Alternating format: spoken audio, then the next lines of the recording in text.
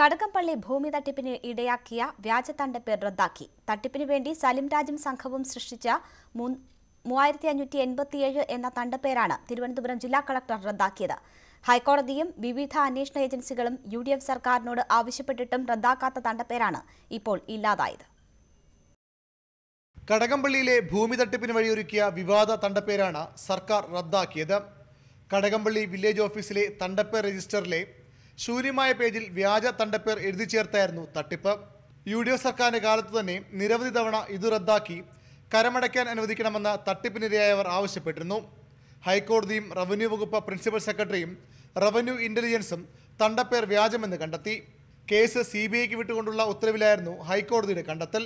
3587 number തണ്ടപ്പേർ റദ്ദാക്കണമെന്ന് CBIയും സർക്കാരിനോട് ശുപാർശ ചെയ്തിരുന്നു. എന്നിട്ടും നടപടിയുണ്ടായില്ല. രേഖകൾ പരിശോധിച്ചതിൽ നിന്നും കടകംപള്ളി വില്ലേജിലെ 3587 നമ്പർ തണ്ടപ്പേർ വ്യാജമായി എഴുതി ചേർത്തതാണെന്ന് ജില്ലാ കളക്ടർ S. വെങ്കടേശപതി കണ്ടെത്തി. തട്ടിപ്പുകാർ അവകാശപ്പെടും പോലെ ഭൂമി റിസീവറുടെ കൈവശമല്ല, അന്യ കൈവശത്തിലാണെന്ന് റിസീവർ തന്നെ വ്യക്തമാക്കിയിട്ടുണ്ട്. കടകംപള്ളി വില്ലേജിൽ 3587 എന്നുള്ളൊരു വ്യാജരേഖ ഉണ്ടാക്കി 44 ഏക്കർ വസ്തു ഉടമസ്ഥരുടെ യഥാർത്ഥ വസ്തു ഉടമസ്ഥരുടെ വസ്തു തട്ടിയെടുക്കാനുള്ള ശ്രമം ഒരുപാട് വർഷങ്ങൾക്ക് മുമ്പേ ബഹുമാനപ്പെട്ട ഹൈക്കോടതിയിൽ ഈ തട്ടിപ്പ് സംഘം നിരവധി തവണ ഈ 3587 എക്സിബിറ്റായിട്ട് വെച്ച് ഉത്തരവുകൾ വാങ്ങിച്ചുകൊണ്ടിരുന്നു. അത്തരം ഒരു കോടതി ഉത്തരവിനെ തീർപ്പാക്കിക്കൊണ്ടാണ് ഈ തണ്ടപ്പേര് ക്യാൻസൽ ചെയ്തുകൊണ്ട് ബഹുമാനപ്പെട്ട ജില്ലാ കളക്ടർ ഈ തണ്ടപ്പേരിനെ ക്യാൻസൽ ചെയ്തുകൊണ്ട് ഉത്തരവായിട്ടുള്ളത്. കടകംപള്ളി ഭൂമി തട്ടിപ്പ് കേസിലെ നിർണായക വഴിത്തിരിവാണ് സർക്കാർ നടപടിയിലൂടെ ഉണ്ടായിട്ടുള്ളത്.